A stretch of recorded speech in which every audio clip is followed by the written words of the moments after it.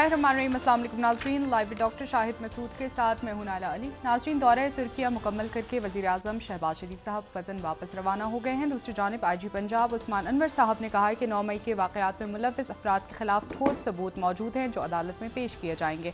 जबकि नैब ने 19 crore pound case पर साबिक़ वफाकी वज़रा के खिलाफ तहकीकात का आगाज़ कर दिया है। इस समय दिन भर जो आम मौज़ूआत रहे उन पर बात करेंगे। हमारे साथ स्टूडियो में मौजूद हैं डॉक्टर शाहिद मसूद। अस्सलाम वालेकुम डॉक्टर साहब। आपको डॉक्टर साहब, एक नए सियासी वसात की बज़ाहिर तैयारी हमें नज़र आ रही है, जहां जहांगीर तरीन साहब काफ़ी एक्टिव हैं सियासत में और पीपल्स पार्टी भी पंजाब में जलसे की तैयारी कर रही है।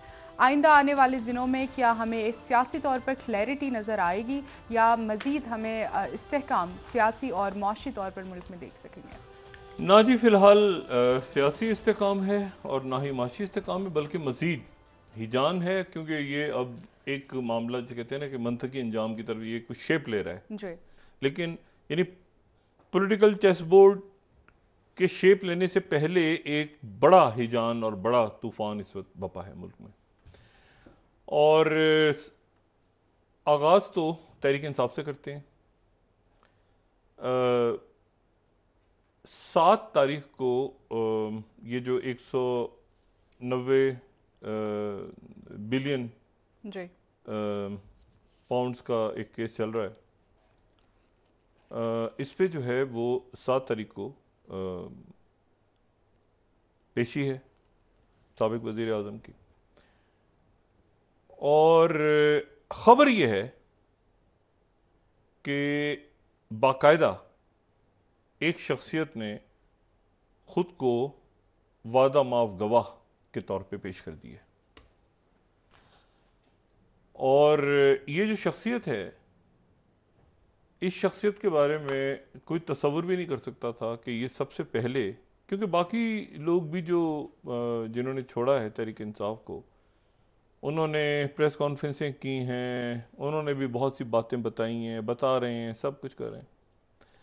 लेकिन उसमें से कुछ गिरफ्तार हुए, कुछ रिहा हो गए, सारे कुछ। लेकिन ये जो शख्सियत है, इसने बाकायदा अपने आप को एक तरह से आप समझें कि यकीन दहानी पर कि ये मुकम्मल तौर पे जो भी इनके इल्म में है, जो भी कुछ वो बताएंगे तहकीकाती अदारों को, इन्होंने अपना नाम बतौर वादा माफ गवाह पेश किया है। इनका नाम है उस्मान बुज़दार। अच्छा। और ये साबिक वजीर आला पंजाब में, और ये कोह सुलेमान के कहीं पहाड़ों पे चढ़ गए थे, पहुंच गए थे।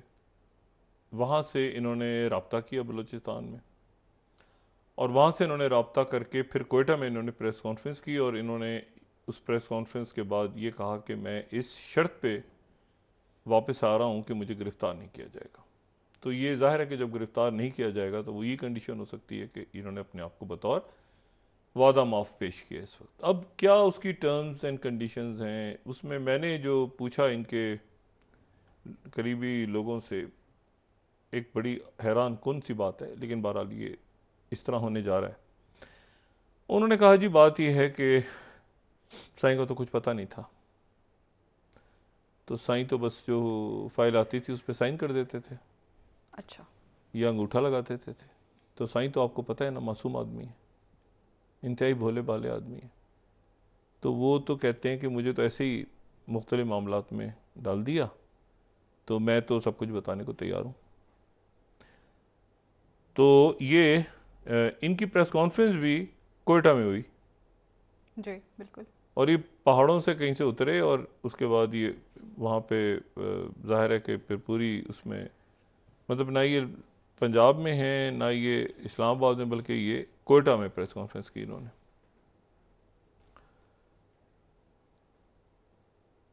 ये सूरज चांद ने कोई गड़बड़ी कर दी है ज़्यादा। अच्छा, बहरहाल एक तो ये मामला हैरान कुन, हैरान को। हैरान कुन। और लेकिन ये सियासत है, और इनकी इनकी जब तारीफ करवाई जाती थी तो इस तरह से इनका इंट्रोडक्शन ऐसा होता था कि यही तो तब्दीली है, यही तो असल में तब्दीली है कि एक ऐसा मासूम शख्स जो है और ऐसा वसीम अकरम ऐसा क्लास। आदमी, और जो यही तो तब्दीली है। तो मैं अब क्या इस पे कह सकते हैं। तो इन्होंने भी सारा मलबा जो है वो कि मैं तो सिर्फ साइन करता था, मुझे तो ऑर्डर्स आते थे। और ये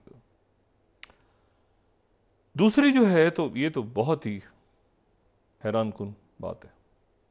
तो इसलिए इनको गिरफ्तार नहीं किया जा रहा और ना किया जाएगा अभी, जब तक ये तहकीकात में ताउन करेंगे। दूसरी जो ये जो पार्टीज वगैरह के हवाले से इतला है, उसमें यह है कि एक तो चंद शख्सियात गालिबन मुल्क से बाहर चली गई हैं, मैंने तो बताया था पहले भी, जो तहरीक इंसाफ से अलग हुए हैं। और जहांगीर तरीन साहब जो हैं वो एक दो रोज में अपनी पार्टी का ऐलान करेंगे, लेकिन उस पार्टी में ये जो शख्सियात हैं जो हालिया दिनों में तहरीक इंसाफ जिन्होंने छोड़ी है, जैसे असद उमर हों या अली जैदी हों या इमरान इस्माइल हों या बाकी शख्सियात हों, ये जो लोग हैं इन्होंने कोई ख़ास ना इनसे रब्ता हुआ है और ना ही इनके साथ कोई मामला जो हैं वो तय हुए हैं कि ये वापस आएंगे। लेकिन जो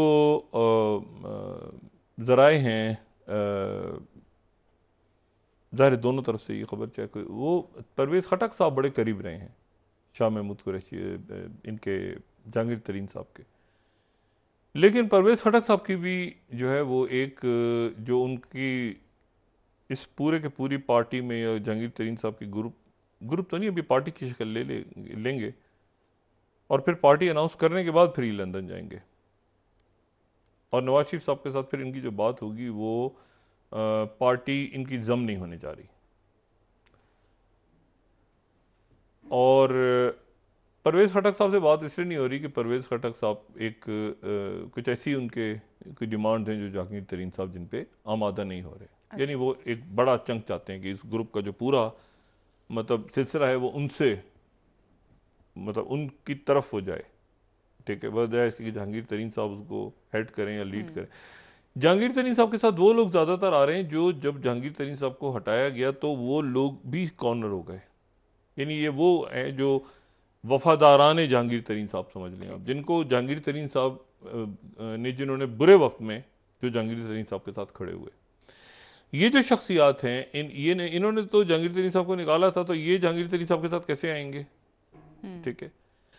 और फवाद चौधरी साहब जो हैं उनका भी राब्ता हुआ जहांगीर तरीन साहब से, उनकी बहुत अच्छी दोस्ती रही। और जहांगीर तरीन साहब, लेकिन जब जहांगीर तरीन साहब का मामला ख़राब हुआ तो उस वक्त फिर फवाद चौधरी साहब ने जहांगीर तरीन साहब को साथ नहीं दिया।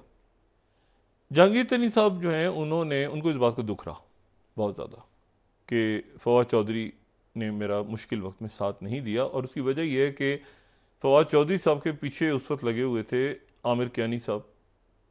तो जहांगीर तरीन साहब ने, जब जहांगीर तरीन साहब का बड़ा कलीदी किरदार था तहरीक इंसाफ में और हुकूमत में, तो जहांगीर तरीन साहब ने जो है वो आमिर कियानी साहब जो करने जा रहे थे फवाद चौधरी साहब के खिलाफ, उसमें उन्होंने फवाद चौधरी साहब को बचाया था, वरना बड़ी भरपूर कार्रवाई होने जा रही थी तंजीम के अंदर फवाद चौधरी साहब के खिलाफ। तो जहांगीर तरीन साहब को इस बात का दुख है कि मुझे फवाद चौधरी ने उस वक्त जो है वो, लेकिन ठीक है, जाहिर है एक इक़्तिदार होता है, सब कुछ होता है। अच्छा, अब इसमें जहांगीर तरीन साहब की जो पार्टी की कुछ रंग रूप ऐसे बने, एक तो ये डेमोक्रेटिक ग्रुप बन गया आज। अच्छा, ये डेमोक्रेटिक ग्रुप है, यानी कोई पार्टी के तौर पर रजिस्टर नहीं है। और इसमें मुराद राज साहब और हाशिम डोगर साहब, अब ये ग्रुप है। अब इसमें और कितने लोग हैं मैं नहीं जानता, लेकिन ये कि ये कोई पार्टी नहीं है, ये यकीनन ग्रुप है। तो ये आगे जाके कहीं अलायंस करेगा, क्या करेगा। लेकिन जहांगीर तरीन साहब का जो ग्रुप है, जो पार्टी है, पार्टी बनने जा रही है, वो पार्टी जिसके नाम वगैरह तजवीज़ कर रहे हैं वो एक दो दिन में, 2-3 दिन में अनाउंस करेंगे। उसमें ये जो पीटीआई के हैवी वेट्स अभी निकले हैं, इसमें से कोई नहीं आ रहा, ठीक है। अभी तक किसी की बात नहीं बनी, परवेज़ खटक साहब की भी नहीं मामला नहीं बना। और उसमें अब परवेज़ खटक साहब, असद उमर साहब और शाह महमूद कुरैशी साहब बयानात जितने भी देते रहे, लेकिन ये तीनों शख्सियात -1 का इंतज़ार कर रही हैं कि हम उधर ही हैं, तो हमने छोड़ा नहीं, लेकिन ओहदों से इस्तीफा दिया। अच्छा, अब इसमें जो है वो तो ये जब लंदन जाएंगे तो ये अपनी अपनी पार्टी के अलायंस के ऊपर बात करेंगे, इलेक्टोरल अलायंस। मुस्लिम लीग नून के अंदर जो है वो बहुत ज़्यादा इस वक्त दिलचस्पी नहीं है इस ग्रुप के साथ कोई इलेक्टोरल अलायंस करने की। सही। क्योंकि वो ये समझते हैं कि अगर इस ग्रुप के साथ हमने इलेक्टोरल अलायंस किया मुस्लिम लीग नून ने, तो ये ग्रुप फिर हावी आ जाएगा और इस ग्रुप की डिमांड्स बहुत ज़्यादा होंगी। और फिर पंजाब के अंदर जो है वो नवाज शरीफ साहब का जो वोट है, वो नवाज शरीफ साहब खुद अपना वोट लेंगे ना पहले, तो फिर अपनी स्ट्रेंथ के बाद वो अलायंस, मतलब वो ये कैसे हो गया कि जी वो आए नहीं, फाल नहीं हुए वतन वापस आके, और उनकी एब्सेंस में ये ग्रुप फाल हो गया। मुस्लिम लीग नून के साथ इन्होंने ऐलान कर दिया कि हम बन गए हैं, तो यहाँ पर एक्टिविटी शुरू हो गई। तो फिर राना सनाउल्लाह साहब क्या करेंगे, और ख्वाजा आसिफ साहब और साद रफीक, बाकी उनकी पार्टी के हैं यहाँ पे बड़े हैवी वेट्स हैं पंजाब में, तो वो इसलिए ये, लेकिन इन्होंने अपना पीपल्स पार्टी के साथ भी रास्ता खोला, दरवाज़ा खोला हुआ है, क्योंकि जहांगीर तरीन साहब जो हैं वो यूसुफ रजा गिलानी साहब के रिश्तेदार भी हैं। मखदूम अहमद महमूद साहब दरमियान में आते हैं, बड़े कदावर सियासतदान हैं, तो वो भी उधर भी चल रहा है, लेकिन वो भी इलेक्टोरल अलायंस है। अच्छा, इसी दौरान इलेक्टोरल अलायंस जब होगा तो जरदारी साहब खुद लोगों से रब्ता कर रहे हैं जी, बहाल, तो वो ये कोशिश कर रहे हैं कि ऐसी सूरत हाल बने कि जब जहांगीर तरीन साहब अगर आते हैं उनके साथ, तो वो एक कमजोर पोजीशन में, बहुत स्ट्रांग पोजीशन में ना आ जाएं। क्योंकि जनूबी पंजाब है ना, तो जनूबी पंजाब में तो यूसुफ रजा गिलानी भी है ना, बहुत फाल। और ये यूसुफ रजा गिलानी साहब को बड़ा आइडियल मौका मिल गया, क्योंकि शाह महमूद कुरैशी जो है वो अंदर है, और परवेज इलाही साहब भी अंदर है। वो बाहर आते हैं फिर अंदर हो जाते हैं, बाहर आते हैं फिर अंदर हो जाते हैं। ये ऐसे ही होता रहेगा उनके साथ सिलसिला। भी कोई फौरी तौर पे उनको रिलीफ मिलने के इम्कान दूर दूर तक नहीं है। तो ये यूसुफ रजा गिलानी साहब के लिए आइडियल मौका है कि वो जितना भी पंजाब के अंदर पीपल्स पार्टी के लोग, और जरदारी साहब खुद मौजूद हैं, तो वो ऐसी पोजीशन में पहले जाएंगे जहां पर people's party already establish party है ना, तो वो पार्टी पहले पार्टी में आ जाएं लोग, फिर अगर उनको जरूरत पड़ती है सीट एडजस्टमेंट की, तो वो फिर उसके बाद। तो ये जो मामला दरमियान में हो रहे थे, अच्छा इसमें जाहिर है कि मुस्लिम लीग काफ़ी एक्टिव हो गई है, इसमें वो ज़्यादा जरदारी साहब के साथ इजी है, तो वो जरदारी साहब अपना एक पूरा, मुस्लिम लीग नून की स्ट्रेटजी वाज़ेह नहीं ना, मैं उस पर कोई कमेंट्स करना चाहता हूँ कि उनकी क्या स्ट्रेटजी है इस पूरे इलेक्शन में। मतलब उन्होंने सारा मैदान जरदारी साहब के लिए छोड़ दी है और जहांगीर तरीन साहब के लिए छोड़ दी है, और काफ लीग भी दरमियान में है ना, उधर वो उधर भी आज वो उधर भी अच्छे हैं, उनके ताल्लुकात चौधरी सरवर साहब के उधर भी अच्छे हैं, उधर भी अच्छे हैं, वो कोई इशू नहीं। इशू ये कि मुस्लिम लीग नून जो है, ये मैंने पूछा जहांगीर तरीन साहब के जो ग्रुप के लोग हैं उनसे भी पूछा, पीपल्स पार्टी के लोगों से भी पूछा, मुस्लिम लीग नून के लोगों से भी पूछा, लेकिन कोई इस पर क्लियर नहीं है कि मुस्लिम लीग नून का क्या प्लान है पंजाब में। मतलब वो क्यों खामोश हैं इस पूरी पिक्चर में, उनकी पॉलिटिकल एक्टिविटी क्यों नहीं हो रही। और वो जो है वो एक इंतहाई तेज यहाँ पे अगर सियासी एक्टिविटी होती है, तो उसके नतीजे में फिर तो स्पेस उनकी, मुझे नहीं पता कि कहां पर ये पार्टियां स्ट्रांग हो जाएंगी ना, मतलब ये पार्टियां फिर मजबूत पोजीशन में अलायंस करेंगी उनके साथ। अच्छा, तो एक तो दूसरी बात, दूसरी जो ये है 9 मई का वाकया, साने 9 मई, इस पे रियासत की जीरो टॉलरेंस, जीरो, यानी जो भी शख्स इसमें है, और उसमें एक यानी जो मुख्तलिफ जो हमारे कवानीन हैं अदालतों के कि जी अच्छा जी ये सबूत दिखाएं, वो फलाना आगे पीछे दाएं बाएं, जिसके ऊपर डॉक्टर यास्मीन राशिद साहबा जो है वो बरी हो गई, और उसके ऊपर आज पंजाब पुलिस का एक रद्द-ए-अमल आया बड़ा स्ट्रांग कि हम जा रहे हैं। ये बात मैंने कल भी की थी कि ये पुलिस के अंदर इस बात का एक रद्द-ए-अमल पैदा हो रहा है कि हमारे साथ अदालतें क्या करती हैं। कल के प्रोग्राम में हमने बात की थी कि अदालतें जो, हम पूरा केस बनाते हैं, हम सारे मामलात करते हैं, हम फ्रंट लाइन पे होते हैं। एक पुलिस ऑफिसर ने तो यहां तक, सीनियर पुलिस ऑफिसर, यानी मैं सीनियर पुलिस ऑफिसर की बात कर रहा हूं, तो मैं जाहिर है कि उसमें नाम नहीं लेना चाह रहा, लेकिन 2 सूबों में से जो सीनियर ऑफिसर या सीनियर तरीन, वो यहां तक वो थे, वो उन्होंने कहा कि हमारा तो, हमें डर लग रहा है कि किसी दिन हमारा कोई इंस्पेक्टर या आईओ जो है किसी जज के सामने खड़ा होकर ये ना कह दे कि हजूर आप एक दिन जरा जाके थाने में बैठे ना, एक थाना चला के दिखाएं जरा हमें 6 घंटे, यहां बैठ के फैसले का, मतलब बहुत शदीद रद्द-ए-अमल कि यहां बैठ के आप जो हमें बुला लेते हैं 15 मिनट के नोटिस पे, और ये वो आप जरा थाना हम छोड़ के आए हैं और सारी रात जिस तरह हमारे लोग वहां पे खड़े रहे हैं, आप यहां बैठ के हमें रोज दलील कर रहे हैं और आप कह रहे हैं कि हम, तो एक बड़ा अजब सा उनमें रद्द-ए-अमल पैदा हो रहा है जिसकी जो मुनासिब नहीं है, जो जिसको यानी तय करना जरूरी। जो 2 अदारे हैं ना, पुलिस और अदालतें, तो इनके दरमियान एक ताल्लुक का अच्छा होना बहुत जरूरी है। ये अपना केस अच्छा बिल्ड करे, पुलिस और प्रोसिक्यूशन के बेगुनाहों को ना रगड़ दें बीच में, और अदालत जो है वो भी देखे सूरत हाल को, और ऐसी पोजीशन ना पैदा हो जो इस वक्त नजर आ रही है, जो डॉक्टर यास्मीन राशिद साहिबा के केस में हमें नजर आ गया। उन्होंने कहा हम हाई कोर्ट में, आला अदालतों में जाएंगे और इतनी कॉल्स थी, तो ये एक लेवल पे नहीं है, ये कई सतहों पे है। कल जो मैंने बात की थी ना, ये जी वो कैसे जमाना, अच्छा ये अब उसका रिएक्शन ये हो रहा है।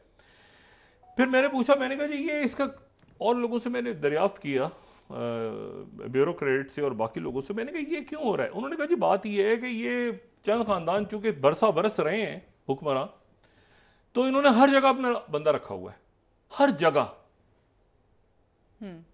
अदलिया समेत, जूनियर अदालतों में, सीनियर अदालतों के बारे में तो मैं बात नहीं कहूंगा, लेकिन उस पर भी आप देखें ना कि ग्रुप, और ये जो बड़ी बदकिस्मती, और अल्लाह करेगा ये मामला हल हो जाए। लेकिन वो कहते हैं कि जब ये सुप्रीम कोर्ट में हो रहा है तो आपके ख्याल से नीचे नहीं होता होगा? नीचे तो बहुत बहुत ही ज्यादा है। हर आदमी जो है वो या इस ग्रुप का या उस ग्रुप का, यानी 2 ही ग्रुप्स रहे हैं ना पंजाब में, या परवेज इलाही साहब, ये चौधरी साहब का खानदान रहा है, या नवाज शरीफ साहब का खानदान। वो कहते हैं कि वो या वो रहे हैं, ये रहे हैं। और बीच में जब साईं बुज़दार आए थे तो भी परवेज इलाही साहब ही थे फाल, तो वो इतना कोई इशू नहीं है कि वो, मतलब है कि हमें पता है कि कौन सा बंदा इधर से इधर जाता है, इधर से, तो वो जो ग्रुप्स हैं वो भी इतने मजबूत हो गए हैं कि वो हर जगह हावी हैं, पुलिस से लेके, और उनको ये डर है कि यार ये वापस आ गए कल को तो हमारा रगड़ा लगेगा, और ये माजी में होता रहा है। तो एक वो अदम तहफ़्फ़ुज़ का एहसास है जुडिशरी में भी, लोअर जुडिशरी में भी, और पुलिस में भी। ठीक। और ये तारीख रही है ना पाकिस्तान की, वो केसेस बंद हो जाते हैं और उसमें ऊपर डील हो जाती है, नीचे जो है वो रगड़ा खा जाते हैं, ब्यूरोक्रेट्स भी और पुलिस और बाकी लोग सारे, और वो जद में आ जाते हैं। तो उसके, लेकिन उसके नतीजे में हो ये रहा है कि ये जो इस वक्त माहौल चल रहा है उसमें वो जीरो टॉलरेंस चूंकि है, तो इसलिए वो एक बंदा एक जगह से छुटता है तो दूसरी जगह पुलिस खड़ी होकर उसको पकड़ लेती है। उनको पता होता है कि ये यहां से यहां की बेल हो जाएगी फलाने आदमी की, तो वहां से दूसरे में पकड़ के उधर, तीसरे में पकड़ के उधर। तो इसलिए ये मामला जो है, और ये तेजी के साथ अब इसमें, यानी इसका जो ये एंगल है ना, पुलिस अपना केस बिल्ड नहीं करेगी। देखें पुलिस अगर किसी को, अब देखें ना यहां पर एक अजीब सिचुएशन है, भाई बेगुनाह भी तो हो सकते हैं ना, उसमें गुनाहगार भी हो सकते हैं। तो पुलिस अपना केस मजबूत करे ना, बेगुनाहों को रगड़ा अगर वो देने के चक्करों में, और वहां से अदालतों से रिलीफ मिल रहा है, तो वो उसमें कोई, वो अपना केस अच्छा बिल्ड करें, और अदालतें जो हैं वो सियासी ये तासुर ना जाए कि जी उनका और पुलिस का आपस में खटपट हो गई है किसी भी मामले पे, वो तो बिल्कुल ही बीच में लोग रगड़े जाएंगे। तो ये एक ऐसी सूरत हाल है जो आज हमने देखी है। कल मैंने इसका जिक्र किया था अपने प्रोग्राम में, लेकिन आज हमने देखी है वाज़ेह तौर पे यास्मीन राशिद साहिबा के हवाले से। वो कह रहे हैं हमारे पास प्रूफ्स हैं, हमारे पास व्हाट्सएप ग्रुप्स हैं, हमारे पास एक एक चीज है जो हम बता सकते हैं, और इसमें बरियत तो बनती नहीं, चैलेंज करने जा रहे हैं। और मतलब है कि वो एक इस बात को फिर मैंने पूछा उनसे, मैंने कहा जी ये क्या, वो कहते हैं जी असर और रसूख है, ठीक है, और बल्कि वो कहते हैं कि हम तो यहां तक, हम तो खामोश हैं अभी तक, तो अभी बता देंगे कि किसी दिन हमारा आयोग खड़ा के जज साहब के सामने किसी के सामने ना कह दे लोअर जुडिशरी में जी आपको, जैसे वो ऊपर कॉल्स वगैरह ही है ना कि आपको, हमें पता है कि जी आप कहां से, तो मतलब इस तरह के एक। लेकिन इसमें मैंने आपसे कहा ना कि बेशुमार बेगुनाह भी तो हैं जिन्होंने छुटना है, जो रगड़े में पकड़े गए हैं, तो ये पुलिस को देखना है जी। तो ये भाई किसके ऊपर कहां पर मुकदमा चलेगा, किसको रिहाई होगी, बेगुनाह कितने हैं, मतलब सारे अब यानी इसको इस दर्जे हरारत को भी नीचे करना जरूरी है ना। बेगुनाह पकड़ लिए तो वो पता चला नहीं, इसको भी वो जिद वाली सर, जो सिचुएशन। बेगुनाह अफराद हैं वो तो जेलों में पड़े हुए हैं, और जो नहीं नहीं, असर रसूख वाले असर अफराद और रसूख वाले शख्सियात तो हैं वो साइड पे हो बाहर गए आ ना गए, फिलहाल। तो मैं हुकूमत का क्या नहीं, उन मैं ये सिर्फ लोगों कह के रहा लिए कुछ हूं, नहीं करना चाहिए? मैं सिर्फ ये कह रहा हूं कि इसमें देखिए रोज एक तस्वीर आ रही है, हाँ रोज एक तस्वीर, वो कोई लड़का वहां आग लगा रहा है, फेंक रहा है, ये कर रहा है, वो तो अलग है ना। जी, मैं सिर्फ ये कह रहा हूं कि लो जुडिशरी और पुलिस के दरमियान एक अहम आहंगी होना जरूरी है। जरूरी है। लेकिन वो ये कहते हैं कि जी यहां पर लोअर जुडिशरी में भी पॉलिटिक्स बहुत ज्यादा है, जिसकी वजह से ये सूरत पैदा हो रही है और हम इसको चैलेंज करेंगे। और इसीलिए वो आपने देखा होगा मुख्तलिफ शख्सियात एक अदालत से रिहा हो जाती हैं, एक और दूसरी से गिरफ्तार। पकड़े लेते हैं, वहां से पकड़ते हैं, वहां से, क्योंकि वो कहते हैं कि हमने इसको मुंतकी अंजाम तक पहुंचाना है। तो ये अगले चंद रोज हमें ये तमाशा, ये मामला नजर आएगा, और दुआ है कि ये मामला जो है ये इसमें घुन ना पिसे। मतलब वो उन्होंने आज वजाहत की काफी लंबी कि देखें जी ये प्रोपेगेंडा हुआ, इस तरह से किया गया, ये ऐसे हुआ। अच्छा, ये जो भी हो रहा है ना, मैं आपको ये बताऊं, जो भी सोशल मीडिया पे अच्छा बुरा, क्या मैं तो उसको नहीं फॉलो ज्यादा करता, उसका नुकसान उन लोगों को हो रहा है जो अंदर है, जी, क्योंकि वो अल्टीमेटली जो है ना, उनको नहीं पता कि बाहर की दुनिया में क्या वो नुकसान उनका हो रहा है। अगर उनका कोई फायदा कोई कर सकता है बाहर बैठ, तो ये कि उनको लीगल असिस्टेंस प्रोवाइड करे, जो मैंने पहले दिन भी बात की थी। उनको मतलब कोई भी शख्सियत अगर बाहर बैठी है, पाकिस्तान से बाहर बहुत सारे लोग हैं तहरीक इंसाफ के, दुनिया भर में बैठे हैं, वो एक काम कर सकते हैं इस वक्त बड़ी आसानी से। वो कहें कि जी कोई ये 50 लोग, ठीक है, हम 50 लोगों का मुकदमा लड़ने के का जो खर्चा है वो हम बर्दाश्त करते हैं। अभी यंग लॉयर्स लगे हुए, आपने देखा होगा यंग लॉयर्स सारा दिन वो इधर उधर इधर घूम रहे होते हैं, उनकी भी एक लिमिट है। लेकिन ये कि वो जो कोई हैवी वेट लॉयर्स नहीं उतरे हुए कारकुनों के लिए बचाने के लिए। तो जो ओवरसीज पाकिस्तानी हैं उनसे गुजारिश ये है कि जो अगर वो उन्होंने कोई हेल्प करनी है तो वो उसमें इनकी लीगल असिस्टेंस इनको प्रोवाइड करें। मतलब है कि बहुत से लोग तो ऐसे हैं जिनकी फैमिलीज कर रहे हैं, लेकिन इवन देन मचल के पेशियां चीजें सफेद पोश लोग हैं, तो खामोशी से किसी एक लॉयर से कांटेक्ट करें, उनसे कहें कि यार कोई भी 50 आप लोग ऐसे हमें, और फिर फॉलो करते रहें बाहर से। ये सबसे अच्छा काम होगा, बजाय इसके कि वो जो है ना वो भी परेशान है, जाहिर है लोग कि भाई यहाँ पे क्या हो रहा है पाकिस्तान में। तो ये उनको हेल्प करें, क्योंकि रियासत जीरो टॉलरेंस पे है ये 9 मई के हवाले से। एक प्री 9th में पाकिस्तान और एक पोस्ट 9th में। वो कहते हैं किसी सूरत उन लोगों को जिन्होंने अमला को नुकसान पहुंचाया, और ये एक मुनज़्ज़म साजिश थी, और इसके जो सबूत हैं, यानी ऐसे सबूत जो कि मुकम्मल तौर पर डिनाई नहीं हो सकते, वो एक खास वक्त पे सामने लाए जाएंगे। कौमी सलामती कमेटी का इजलास शायद इस हफ्ते हो, 7 तारीख को नैब में पेशी है। ये भी हो सकता है कि वो बड़ी गिरफ्तारी जो है वो इस पेशी पे हो जाए या अगली पेशी पे हो, लेकिन उसने होना है जल्द या बदेर। और उसमें अब ये चेस बोर्ड मुकम्मल उखड़ चुका है। यानी आप ये देखें कि कोई मुतबादिल क़यादत नहीं बन सकती तहरीक इंसाफ की।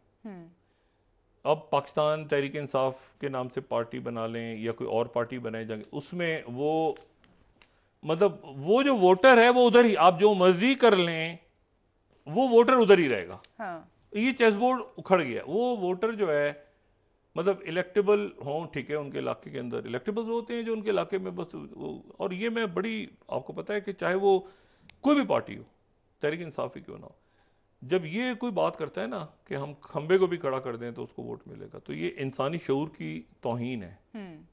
यानी इसका मतलब है इंसानों की कोई हैसियत नहीं है कि ये आ गए ना बुजदार साहब सामने, मतलब हम किसी को भी खड़ा कर दें, किसी, अच्छा ये एक पार्टी में नहीं कि हर पार्टी में हम किसी को भी हमारे नाम पर किसी को भी खड़ा कर दें। तो ये बजाय इसके कि ये भी देखें लेसन लर्न है ना इसमें कि आप अच्छे मुनासिब लोगों को, या जो कम से कम आपके आइडियोलॉजी या बुरे वक्तों के साथी, उनको अगर आप देते हैं वोट, हाँ, तो वो या उनको टिकट देते हैं। कुछ हैं जो खड़े हैं इस वक्त ना, कुछ हैं जो खड़े हैं, देखें जो जेलों में अभी भी हैं, अभी भी वो नहीं आ रहे, मतलब है कि वो खड़े हुए हैं अपनी जगह पे बहुत से लोग।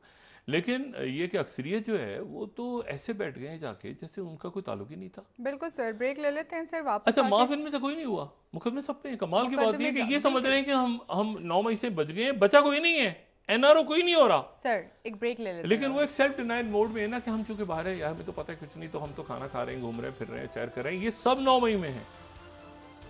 और 9 मई से पहले जो वाकयात होते रहे या जो भी होता रहा, जिसके बारे में रियासती अदारों को कहना है कि उनके पास ऐसे सबूत हैं जो किसी सूरत, और अभी मामला दायरे पाकिस्तान से बाहर भी इधर उधर भी डिस्कस हो रहा है, तो वो, लेकिन ये कि वो अब इसमें ये बात बड़ी अजब सी है कि उस्मान बुज़दार साहब कह रहे हैं कि मैं इस यकीन दहानी पे सामने आया हूँ कि मुझे गिरफ्तार नहीं किया जाएगा। ठीक है सर, ब्रेक ले लेते हैं, वापस आके बात करेंगे मजीद। नाजरीन, एक ब्रेक हमारे साथ रहिए।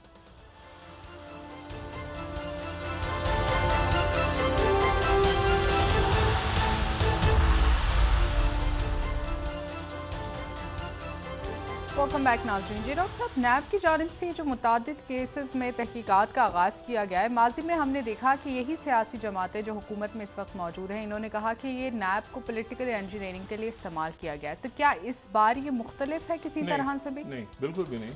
और ये देखें, जो नैब के नोटिस इशू हुए हैं वो पिछली तमाम काबीना के अरकान को इशू हो गए हैं कि वो अपने असासे बताएं। जी। अब पिछली काबीना में एमक्यूएम भी थी, बाकी इत्तेहादी भी थे, मुस्लिम लीग, काफ भी थी, तो उन सबको ये 190 मिलियन डॉलर। दूसरा जो कर्जा माफी केस लगा है ना, ये केस मतलब ये क्या इसमें रिपोर्ट आती है, कुछ ना कुछ तो पेशरफ्त होगी ना इसमें, ये जाग उठा है केस दोबारा। और इसी तरह से वो पैनामा लीक्स, ठीक है, कि उसमें बाकी जो 436 कंपनियां शायद थी, उनका क्या मामला है, और बाकी उसके साथ हो सकता है और भी ऑफशोर कंपनीज। तो ये सारा मामला शुरू हो गया, लेकिन 9 मई पे तो जीरो टॉलरेंस, जीरो टॉलरेंस, ठीक है। और उस पे जो है ये देखें, हमारे जो अदारे हैं, इंतहाई मोहतरम अदारे हैं, जुडिशरी भी और पुलिस भी, दोनों का अपना अपना काम है। लेकिन अगर ये स्पेस यानी ये जमानतें जारी रहीं और पुलिस का जो रद्द-ए-अमल मैं देख रहा हूँ पंजाब में भी, और ख़ास तौर पे उसमें ये होगा कि ज़्यादा केसेस फिर फौजी अदालतों में चले जाएंगे। वो कहेंगे जी ये देखें, ये हर अदालत से जमानत मिल जाती है, और यानी पॉलिटिसाइज हमारा सिस्टम हो चुका है बहुत हद तक, बदकिस्मती के साथ, और उसमें तमाम अदारे पॉलिटिसाइज हो चुके हैं। अब उसमें यह है कि उसमें और जाहिर है कि जुडिशरी लो, जुडिशरी भी उसमें पॉलिटिसाइज है।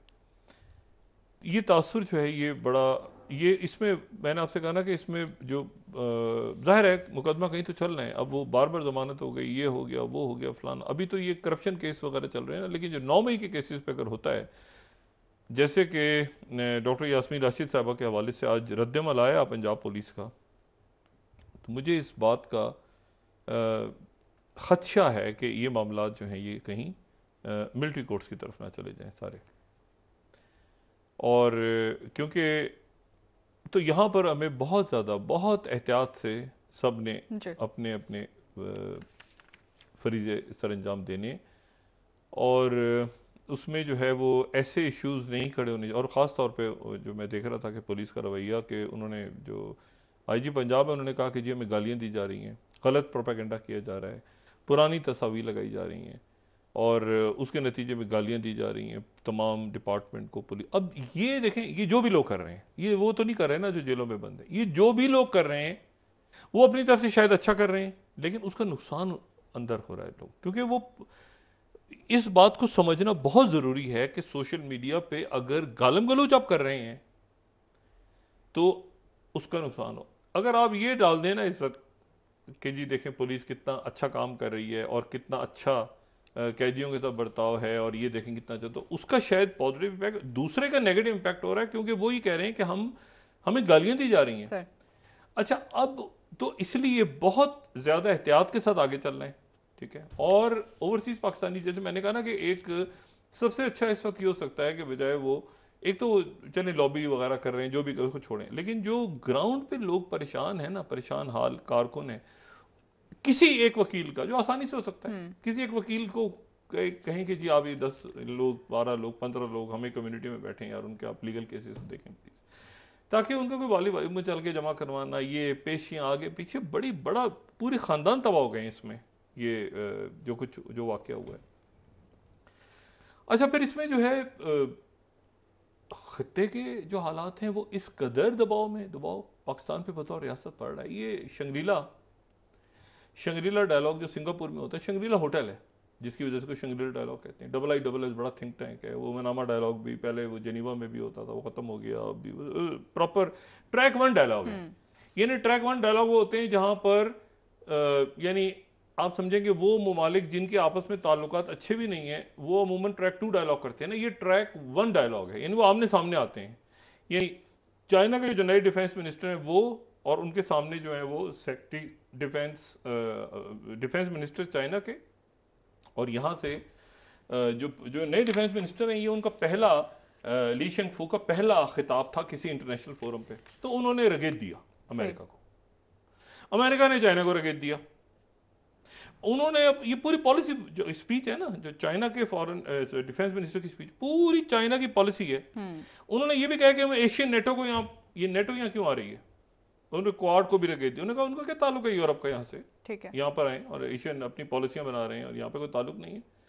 और जब वो बात कर रहे थे तो पूरे डेलीगेशन, हाई लेवल डेलीगेशन किया हुआ था, ठीक है ना, उनके साथ पीपल लिबरेशन आर्मी का।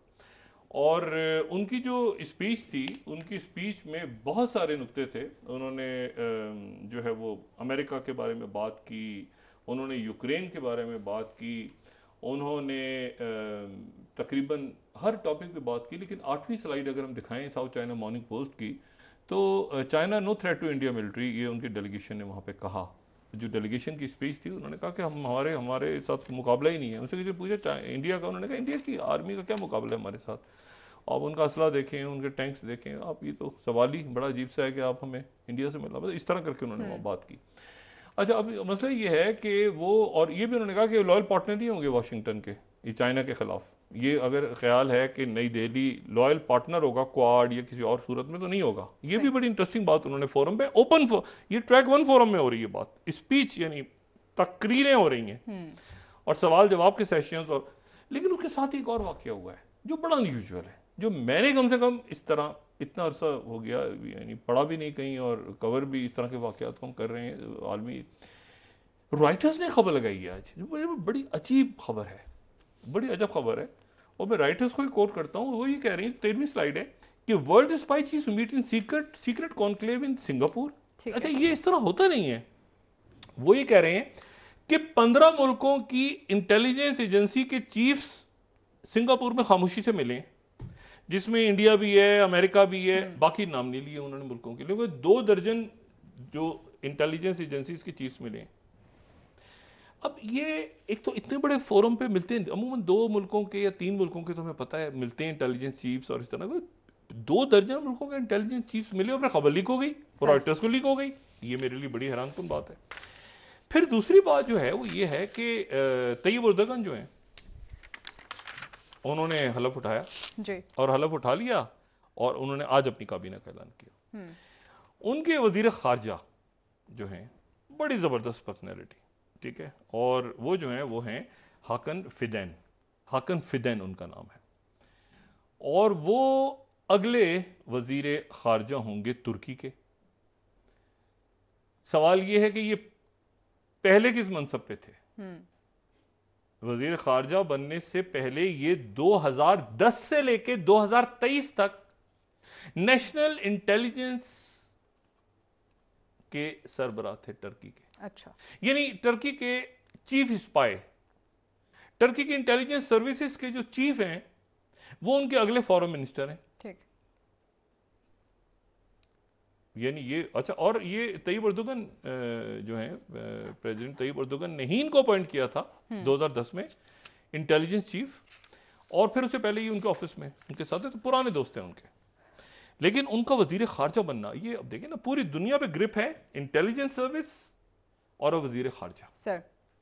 तो ये टर्की की, अच्छा वहां पर वो स्यापा खुल के जनाब ऑस्टिन लॉयड ने चाइना को उधर से, वो बीच में जो मुल्क हैं आसियान वासियान इधर उधर दाएं बाएं, क्योंकि वो सारे पहुंचे होते हैं ना इसमें, शंग्री डायलॉग में पूरी दुनिया से लोग आए होते हैं, तो वो हटो बचो करके फिलीपीन इंडोनेशिया आगे पीछे बाकी मुल्क सारे, क्योंकि इतनी तलखी मीटिंग नहीं हुई ना दोनों की। और वो ये कह रहे हैं कि ये जो नए डिफेंस मिनिस्टर हैं ये जब चाइना में जब ये मिलिट्री की इक्विपमेंट वगैरह खरीदने के इंचार्ज थे तो इन पे अमेरिका ने पाबंदी लगा दी थी। तो जब तक पाबंदियां नहीं हटेंगी तो ये ऑस्टिन लॉयड के साथ मीटिंग नहीं होगी, बात नहीं होगी। इसी दौरान वो ताइवान, आपने ताइवान के अंदर से जहाज गुजारा था अमेरिका का, वो कहते हैं कि अमेरिका और कनाडा वो कहते हैं आगे, सामने से चाइना ने रोका। तो एक टेंस माहौल है पूरी दुनिया का। सर बहुत शुक्रिया। सूडान की टॉक्स फेल हो गई हैं जो जद्दा में हो रही थी, फिर लड़ाई शुरू हो गई है वहां पे। वो आइंदा आने वाले दिनों में इस पर भी बात अल्लाह करेंगे। से दुआ है, लेकिन पहले पाकिस्तान की मसाइल खड़े हों। और जो भारत में अलमनाक सानिया पेश आया है जिसमें 300 के लगभग इंसानी जानें गई हैं, हमारी